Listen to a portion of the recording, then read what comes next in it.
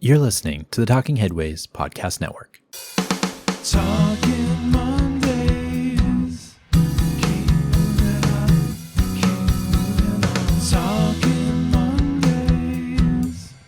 Keep moving on. Keep moving on.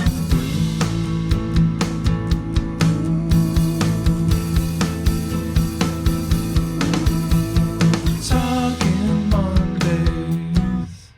Keep moving on.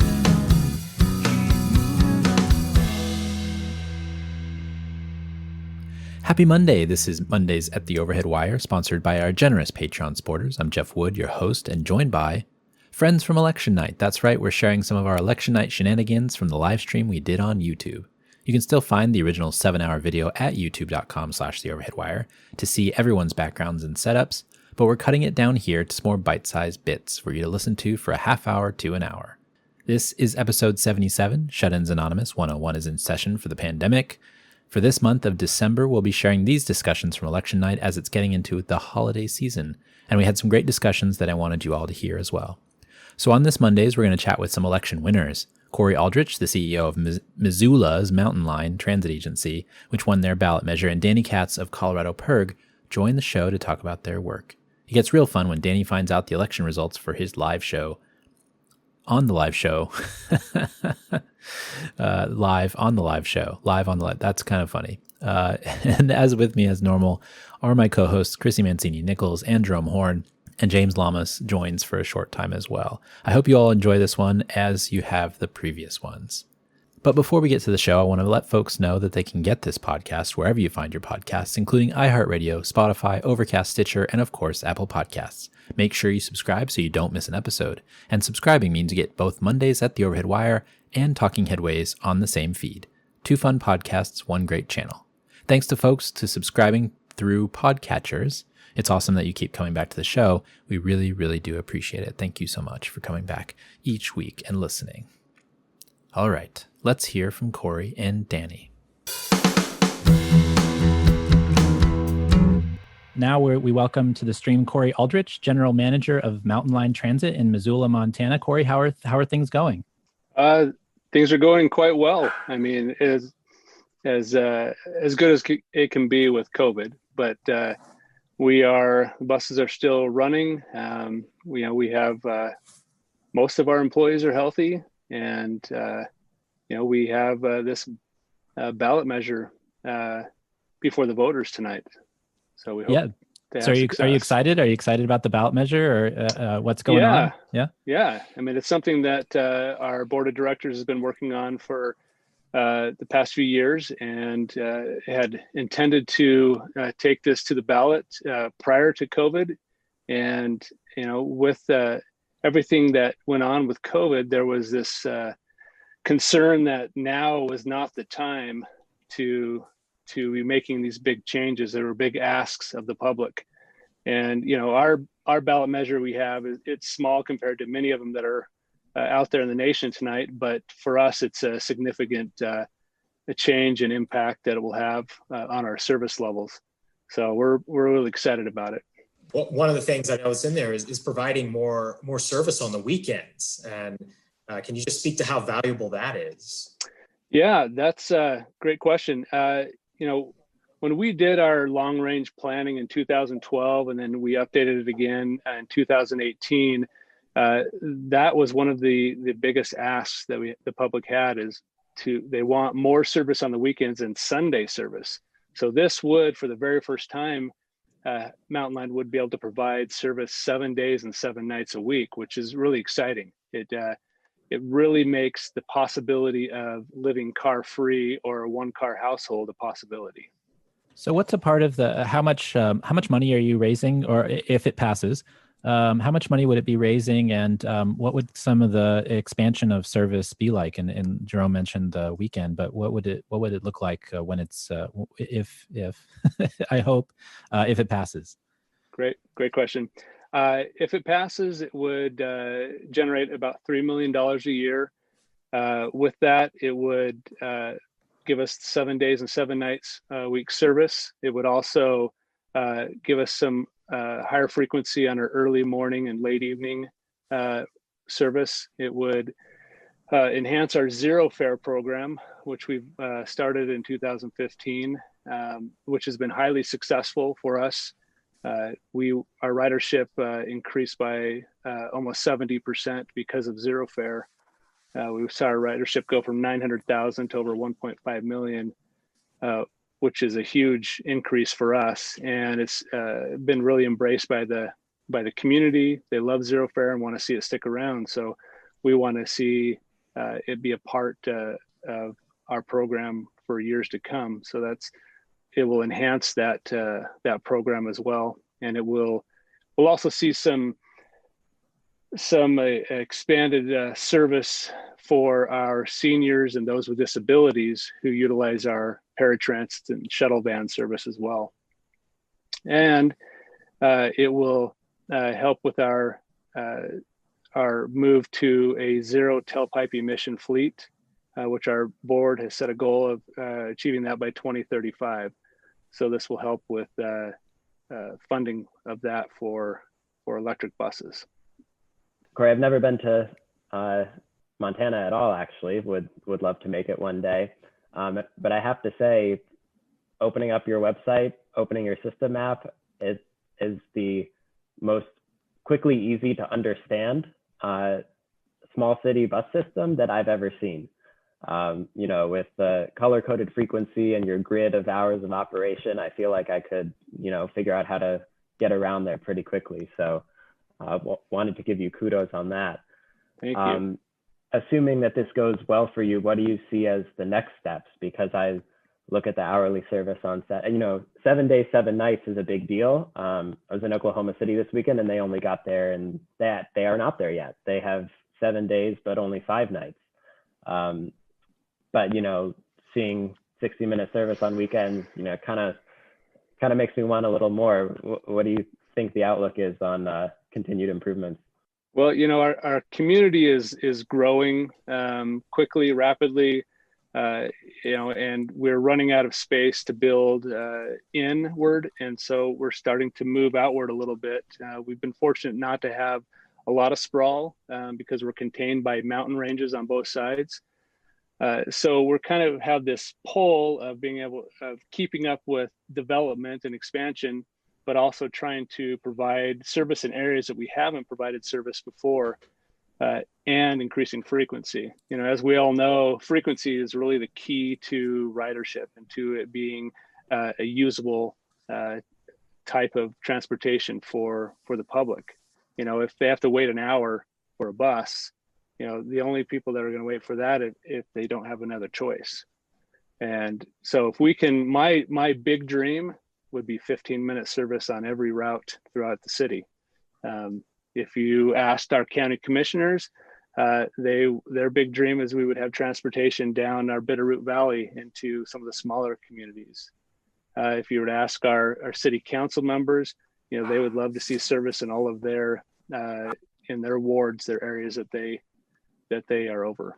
So there's this big tug and pull of all the service that everybody wants, or try to meet some of it at least, with the limited amount of dollars we do have. Hi, Corey. I want to know more about the Zero Fare program.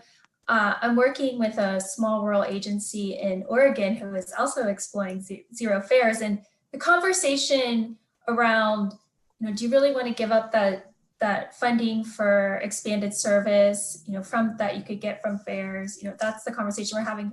How did Zero Fare come about, and did you go through those tough conversations? Yeah, I think I know what community you're talking about. I'm an Oregonian. I grew up there. Zero Fare, it's been talked about for years. I mean, it probably at least the last 10 years, it had been talked about. We have we have an awesome mayor who is really forward thinking and wants to see, what can we do to provide transportation for everyone? And Zero Fare was really that key.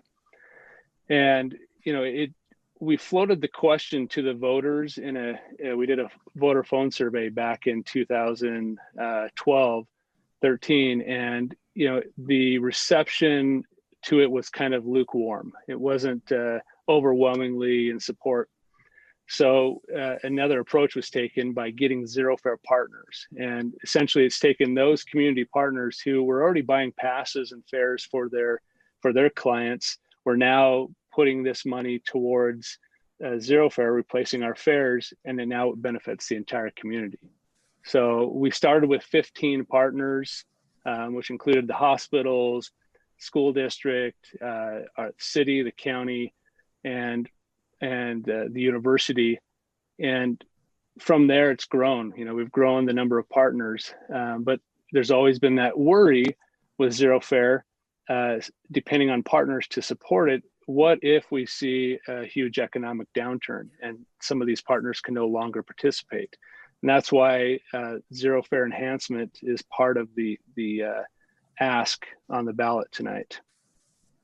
And then those partners, are they one of the reasons that you've seen such growth in ridership, because they're also funneling riders? Yeah, I think, it was the right time and the right, just the right setting for zero fare to happen in our community. It was, and the way that we really tried to pat ourselves on the back and let the community know that it was there and it was there to benefit us all. That's been our tagline for a number of years. And, from our partners, what I see there is the real big key is buy-in. They feel ownership and pride in their public transportation system in their community. So it not only is it helping support financially, but it's also they're embracing the transportation system as a part of what their core values. You all have also upgraded bus shelters and benches and stops. You also had to consolidate stops. When did you start doing that, and how did that come about? Great question. So our bus stop, we came up with a bus stop master plan that we adopted in 2016, I believe, or 2015. And we've been working on it, since then. We actually finally received some federal funding through a bus and bus facilities grant to help us make our Bolt routes, which are 15-minute service, all of the stops ADA accessible. And we kicked off that project back in August, and it will continue through the spring to be done. We have this system, community without sidewalks in a lot of areas, like most communities. That seems to be a huge issue as far as accessibility goes, the lack of sidewalks. For us, we wanted to provide the facilities as much as we could to provide the amenities for riders to be able to safely wait for the bus and to alight and board the bus at each stop.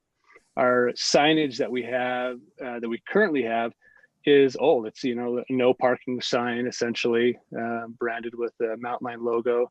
And we had a number of stops that didn't have a sign at all. You just had to know that it was there and the bus would stop. So our goal is to make this transformative image throughout the community that they'll see and have pride in this, the amenities that we put out there. We want to spend, the money it takes to beautify and improve the surroundings there. So we think everybody deserves the ability to sit, if they can, while they wait for the bus, or be in a shelter. It gets kind of cold here in the winter. We've already had a foot of snow, and I think we hit negative degrees already. So, it's Montana. I'm really glad to hear about upgrades to amenities, and you mentioned bus stop signs. I have a few behind me. Yeah, I may collect. I'll send you one. I'll send you one. Yes. Nice. But I do want to talk about the importance of wayfinding. I think that's sometimes something that is overlooked at transit agencies, large, small, and medium.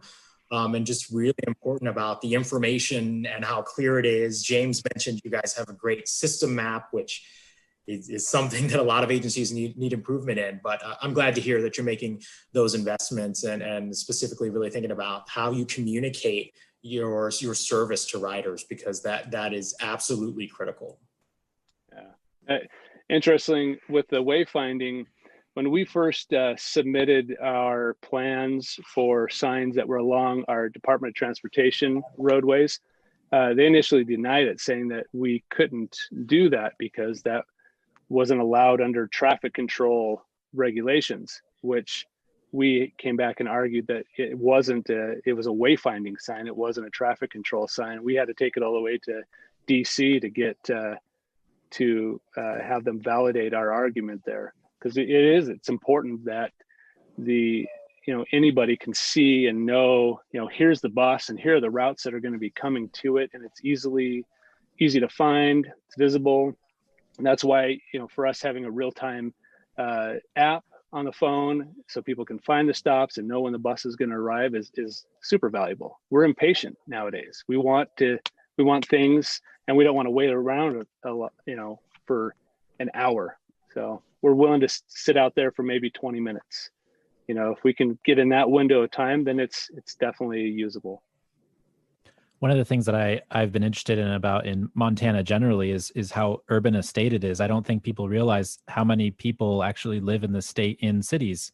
I think it's like 53. When I looked at it anyways, it was like 53% live in like 8 cities in the state. I'm curious how that affects the service that you all provide and how people feel about transit inside of cities in Montana.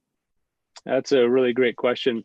I arrived in Missoula 6 years ago. I came from Washington State, where we had a strong transit programs throughout the state. We had 26 fixed route systems, and came to Montana, where we have 4 actually. And our system, if we took it to Washington State, we would be considered a small, urban system, truly.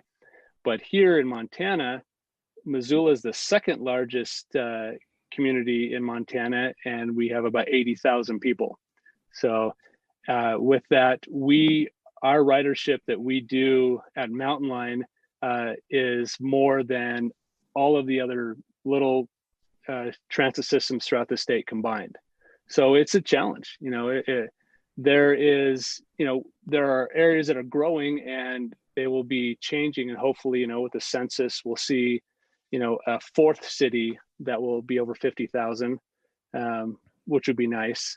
But the conversations and the support that we have, if we need to take something to the state legislature, that's where it becomes really difficult, because our needs and what we need as a community is different than most other communities, and trying to help that message be understood on a state level is difficult, because a lot of the state legislatures come from very small communities and don't understand the value of public transit and why it's even needed. Where are you going to be watching the returns tonight? Where am I? Yeah, where are you going to be watching the returns? I'm going to be watching from home. I have 6 children, and so I don't go out. I go to work and I come home and I spend my time with my family, which is exactly what I want to do. So I'll be watching from home with my family tonight. So we've had folks with wine, we've had folks with ice cream. Do you have any vices that you're going to be munching on tonight while you're watching the returns?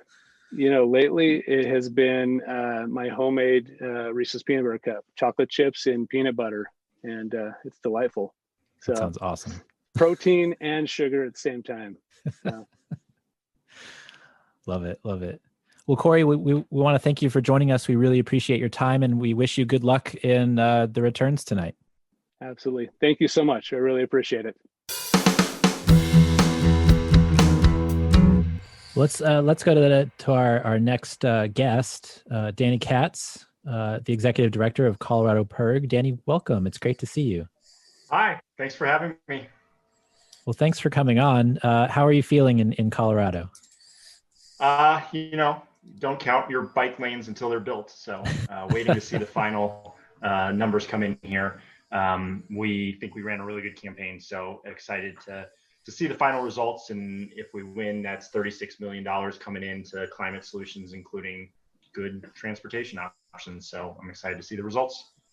So yeah, Denver is doing something really interesting, and it has a bit of a different ballot measure than some of the other ones we've talked about tonight. Can you tell us a little bit more about 2A?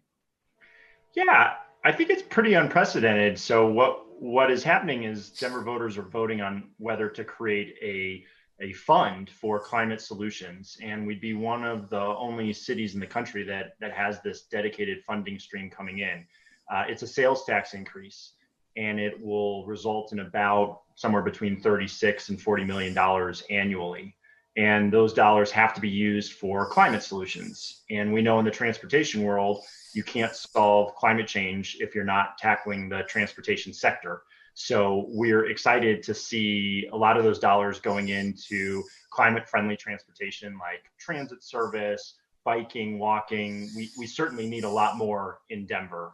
As a Western city, we definitely were built for the car. So there's a lot that we need to do.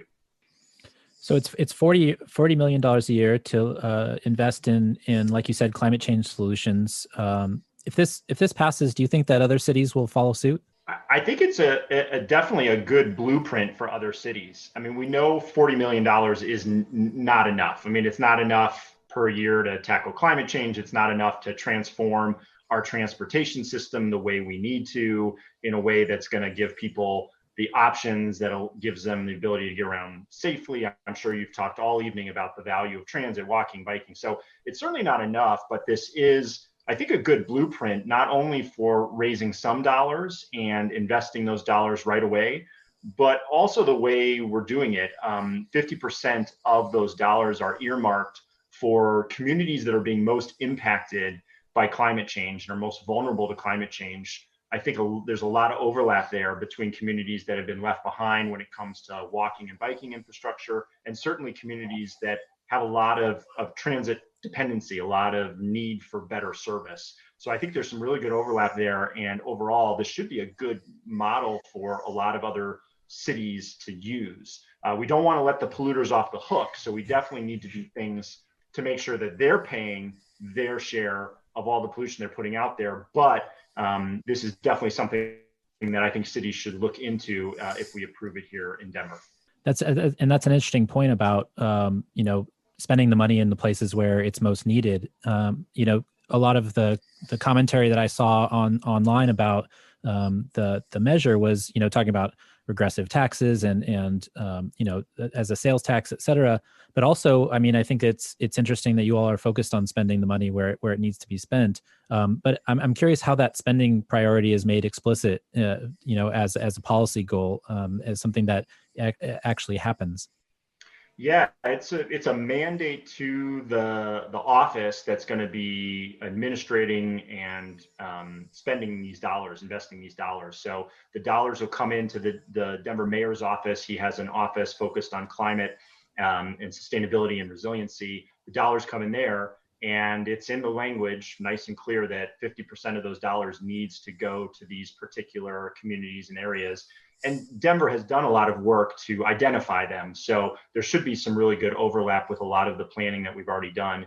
And like I said, when you think about transportation, we're like so many other cities where there are areas that, you have more transit dependency. And so it is a good investment to put it in there. And those happen to be the communities that are going to be most impacted by climate change. Our local transit agency actually has been thinking about, they've launched this process called Reimagine, and they were trying to reimagine themselves before COVID hit, and we really had to just scale back service. But one of the things that was most interesting that came out of it is when they looked at some of the scenarios for improving transit, all the scenarios that focused on giving the most amount of people the best service tended to all result in good transit in the areas that had the most dependency. And so when you use that as a metric, then you actually result in not only providing transit where it's needed the most, but then also taking the most amount of people, which then is going to help us tackle climate as well. So there seems to be some really good overlap as long as we zero in and focus on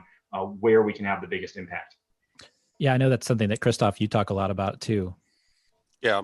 No, I mean, we've kind of done equity and serving where the people are is not a contradiction. In fact, it's often the same thing. And what we've done is kind of the reverse. We've intentionally invested money in the places where the least people are.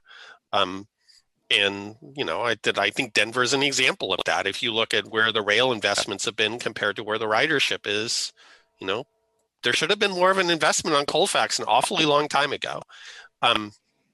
And so I think equity, I love what you're saying about how the climate idea and the equity idea actually overlap rather than being two contradictory ideas. And I think part of that to me is the fact that if we want to really move things on the climate front, it's not just about commuting, it's about all the trips somebody makes.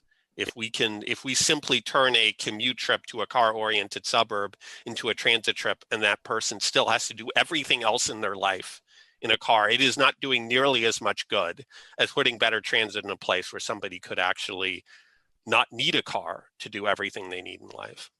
Yeah. And that's also true from an equity standpoint. With the cost of owning a car is actually high, regardless of how much you drive it. Yeah, and we hope that the city will experiment with some of these dollars. I mean, maybe in subsidizing fares for people or making the cost of riding transit more affordable in Denver. There's a lot to do, but there's also great overlap too with just safety. So we think a lot about how do we make our streets safer. Denver, 70 people were killed on our streets in 2019. It was the highest number we've had in a long time. And one of our biggest corridors, Federal Boulevard, which runs along the west side of Denver. That is one of the most dangerous streets in the whole state in terms of number of fatalities and injuries, but it's also one of our most active bus lines. And so putting investments there is not only going to take the most people, which then will have a climate impact, but it can also provide more safety benefits. So there's just all these different ways that where, transportation really is if we can transform our transportation system and give people these options, it's not only a climate benefit, it's a safety benefit, it's a affordability benefit, all sorts. And I'm sure you've talked a ton about that tonight. Danny, I'm curious. One, I think this is great, but in terms of just doing outreach and reaching out to people and messaging, the word climate and climate change, sometimes I wonder if does that really get through to people? Were there, what did you find to be effective in terms of messaging and talking about this? Were there other terms or other phrases, things that weren't just saying climate change? I'm just curious about that, really, genuinely. Yeah, I think a couple of points. I mean, one, we've had some of the worst forest fires we've ever had in the history of our state just this summer. So, we've had this incredible drought that then was followed by 3 of the largest forest fires ever, all within a few months. So this idea of the impact of climate change has really been in our faces in Denver in terms of air pollution and really undermining our quality of life. So I think the first challenge you always have to overcome is identifying a problem. Part of the reason we wanted to talk about this, though, as a transportation issue is because a lot of people know the transportation problems in their community even more than the climate problems. And so talking about how this can help improve transit or help make your streets safer, it really does connect. And so that's one thing we did. A second thing we did is just talk about, it's the legacy piece. I think it's very profound to talk to people and say, we need to do this because we have to leave our city in a better place for our children and our grandchildren. And we find that that's a really powerful message too. And then the third thing is just recognizing messengers matter. So there's a lot of people out there who, if I came to their door and talked to them about climate change, I wouldn't be the most powerful messenger. I wouldn't be the one that they would listen to. And so identifying and understanding it, there's lots of different groups and organizations that are already in our communities and working with them. So we had this really great partnership, as an example, with a group called Servicios de la Raza.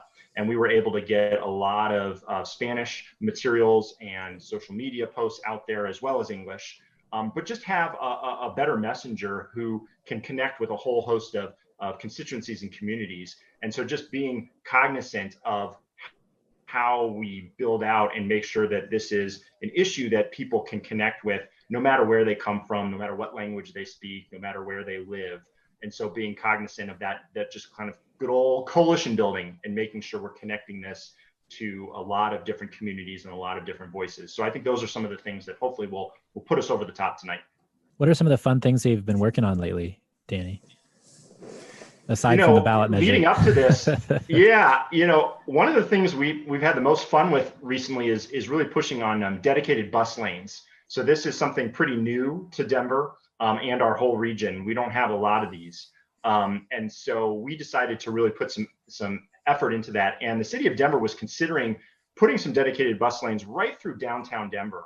And so the group that I work with, CoPIRG, and our broader coalition, the Denver Streets Partnership, which is really the multimodal voice here in Denver, we came up with this idea of let's really shine a spotlight on why these dedicated bus lanes make such a difference by doing a mobility race downtown during rush hour. And we'll have different people use different modes, and we'll highlight how the bus just gets stuck in traffic during rush hour.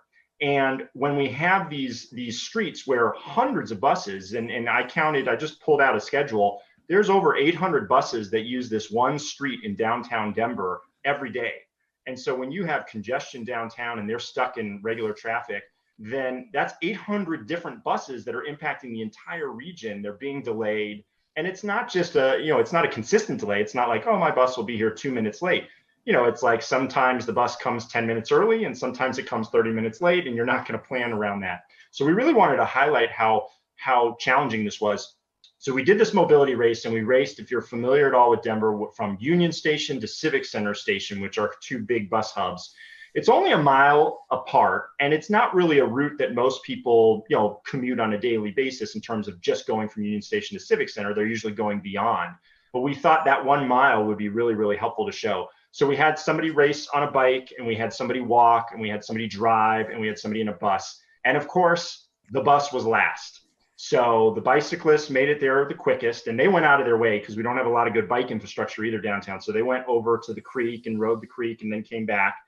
The pedestrian made it quicker than the bus, and the people who drove and had to find parking made it quicker than the bus. And so some of those modes, I forget now, I think it was somewhere in the 20 to 22 minute range, and the bus came in at like 40 minutes. And so you can just imagine if it's that delayed in that stretch, we tried to make the case that that dedicated bus lane would really make a difference. So we called that the Great Mobility Race. And we got a lot of media attention to come down, and we did that. And we had some VIPs, some people with the transit agency and the city race with us. And I thought it was a really good event, and just shined a spotlight on this thing that seems kind of simple, just paint on a road and dedicating some space, but it helped push it over the top. And now Denver has 2 dedicated bus lanes right on the route that we were highlighting, and they're looking to add 2 more. And they anticipate it's going to cut travel time by like 40% through this 1 mile, which then again is going to impact hundreds and hundreds of bus routes. And so it has this oversized impact. And so that was a really fun event. We had a great time doing that, and we look for ways to try to connect this for people who might not necessarily be riding the bus every day. Yeah, bus lanes are one of those great undersung transit technologies. Like in terms of bang for the buck, nothing else is as effective as getting paint and signs on the street and making a bus lane. Totally. And Denver, if you've been here, we're a Western city, so we were built for the car. So we have these wide streets. I mean, the streets, we took away a lane of traffic, but we still have 3, so there's right. Plenty of space there. This wasn't like a narrow 2 lanes and we took that 1 lane away. So it is certainly a place where it's easier to do, and we're looking to expand that in a whole host of other parts of the city. And that's where this initiative 2A, the dollars could be really helpful. We could stretch those to a lot of different routes in the city and really make transit more consistent and something that people could actually plan their day around and use be more likely to use. In Houston, we figured out there's suburban park and ride routes which spend as many bus service hours running from one side of downtown to the other as they do running from the suburbs to downtown. Yeah. Well, we're proud. We have the longest street in America. So Colfax, we have a 14 mile street. So we have plenty of long bus routes. And it goes back to then, if it gets delayed on just one little segment, you're then off on miles and miles of transit. service. So I think the dedicated bus lane is a big win for so many people, and ideally a good model for other parts of the city that might be a little wary of doing something like that, because we all know change can be scary. Last year, the Denver asked the EPA to lower its air quality rating from moderate to serious. Did that change happen? Yeah. So let's see here. So we have basically accepted instead of fought the fact that we are now we're in a non-attainment zone. And so we have made that request, and now we're in the process of having to figure out how we're actually going to reduce greenhouse gas emissions from our transportation sector and the ozone pollution from our transportation sector. One thing Colorado is doing a lot on is electric vehicles. So there's a lot of programs in place to try to move those vehicles to be more electric. And at one point, our Denver Transit Agency had the most amount of electric buses in service. It was our 16th Street Mall bus route. So, this 1 mile bus route up and down. So we had been leading there, but we know we could electrify everything, but it's not going to be enough to tackle climate change and ozone. And also we'll be leaving all those other benefits on the table of giving people accessible, affordable options. So we're really pushing for multimodal solutions. And I think, frankly, things have just been thrown in such a disarray because of COVID. We really haven't done much there. And I think the numbers show that just because of COVID, we've reduced some of the pollution enough that we might not be in trouble right now, but I don't know the latest on where we're at on that piece. Looking at the transport politic, there may be some updates to report. Oh, I was just checking. Yeah. Any news? Well, according to what we see here, it says that Austin Project Connect passed, Denver climate change sales tax passed, Fairfax, Virginia, 160 million for WMATA also passed. Wow. Woohoo! Did you know this, Danny, already? I did not. No. So we have, this is awesome. I just refreshed. This is great. I love the refresh button. And you can see how attention I focused on you because I haven't been doing it. Yeah, we saw the early returns and they looked good, but like I said, you don't count it until it's there. So that's great to hear. I am so relieved to hear that has been approved, because this is important dollars at a time when our cities are really struggling with COVID. I mean, it's going to be hard to scrape together any dollars for bike lanes or sidewalks. Thankfully, Denver has also passed a bond recently, a few years ago. So we do have dollars coming into sidewalks and bike lanes and some transit. So things aren't as bleak here as other places, but our transit agency has just cut service by 40%. So hopefully these dollars from 2A can help try to claw some of that back. That's awesome. We'll blame Yona Freemark if it's not right. Yeah. I don't know if the Denver Post is watching this podcast. So if they announce it based on us, then we'll blame them. So Jeff, I'd be interested to hear your take on Austin. I'm really if Yona and the rest, and I think I saw some announcements earlier that said that it had passed. So if that's the case, it's true. I've already had some friends asking me. I told them, yeah, I know. Here's my shiner for Texas. Cheers, everybody. I hope the same wonderful news befalls San Antonio too. But the Austin thing, Christoph, you and I have had a million discussions about Austin over the years, and I wrote my master's thesis on the politics of rail in Austin, and in 2005. So I've been following it for a really long time, and it's been up and down, obviously. And 2000 was a rough time, and the alignment discussions of the late 2000s, early 2010s was a tough time too. But I'm glad that they passed it. And for me, I did tell friends at one point that if they ever passed a rail line, I might need to move back. But I don't know if that's actually happening now. I mean, it's interesting. We have been seeing a real shift. Like in Houston, we passed in 2003, but just barely. And then last year, we passed by a big margin. And I think one of the things you're seeing across the country is the politics of transit within cities is really changing. Cities which were real transit battlegrounds are now places where the majority of the public is happy to pay for more transit. And that shift is happening in places like Texas. Yeah, one thing I find interesting is I'm getting more projects, mobility, not just transit, but like, how do we, in Texas, in the suburbs of Texas, like, how do we plan for scooters, or how do we, even if it's park once and you don't drive to lunch, how do we make our right-of-ways more accessible for pedestrians? It's interesting how the conversation is changing in Texas. Well, because it's growing, they have to fit all these people in urban and suburban areas, and there's no room. Yeah. And in Colorado too, I mean, I'm just thinking back to when I was in grad school and I was writing that thesis was when they passed fast tracks, right? So that was something that we celebrated the next morning, I remember, back in grad school. And so Colorado's changing as well.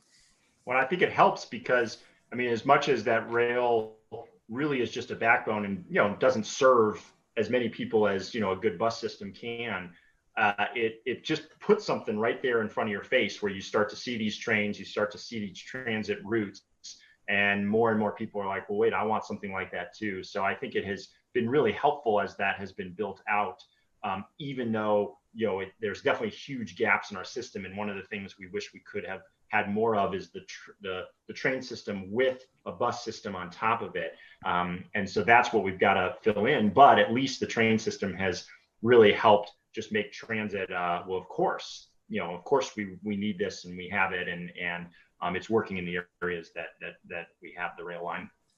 I mean, one of the things that I just keep believing more and more, and I believe this for a long time, but I think there's more and more evidence of it, is transit is not a cultural problem. It's not that there's parts of the country where people don't believe in transit and don't want to ride transit. Transit is does it go where you need to go, and does it do it conveniently problem. And what we're finding over and over again is if we actually build good transit, people ride it, and they will ride it in cities we see as car-oriented cities. We will ride it in places where we think people love their cars. Our problem has been the lack of supply of good transit, not the lack of people's interest in riding it. And it's marketing too. Oh, sorry. Go ahead, Danny.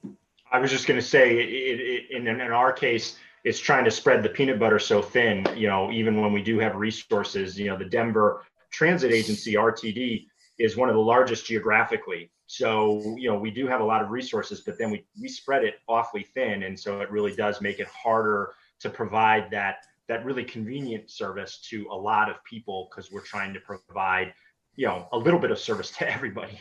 Yep. I've got an old Denver sign behind me somewhere. Oh yeah, there you go, the ride. That's it. Nice. Well, Danny, we should probably let you go celebrate.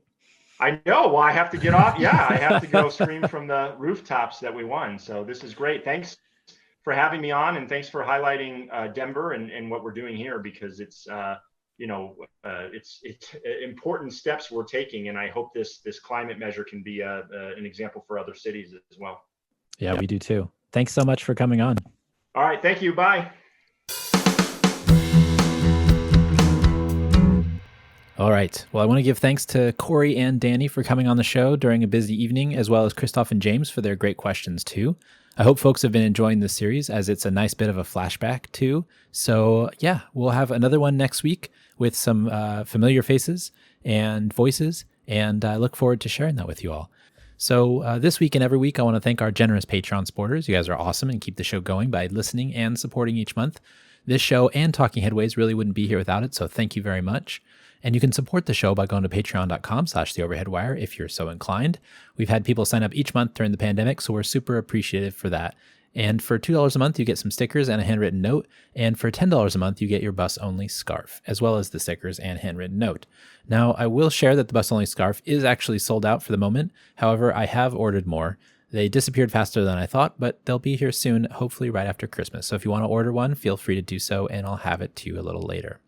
So if you want one of our bus-only scarves, you can do so. In addition to being a $10 a month supporter on Patreon, you can go to theoverheadwire.com and get one.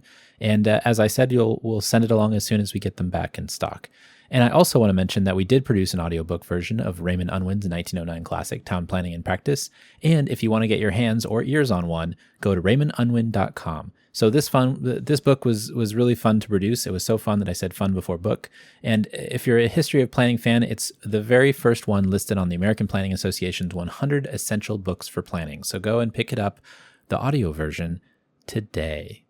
So I don't have any listener questions and comments this week, but if you have any, feel free to send them in. We'll be back on the regular Monday circuit, I think, come January. So feel free to send them in if you have anything that you want to request questioned. I know that there's news coming out that we're probably not talking about, but I thought we could use a little bit of a break from the regular mishmash and go back in time to the election night as well, which was super fun and had lots of really cool stuff going on. So you can find me online at The Overhead Wire on Twitter and theoverheadwire.com. Thanks for joining us at Mondays at The Overhead Wire. Thanks to our generous Patreon supporters, and thank you for being here, Chrissy and Jerome, on that night, as well as James and Christoph and all of our guests. We really appreciate it. Thanks again to our patrons for sponsoring this week's podcasts. We'll see you next time. Talk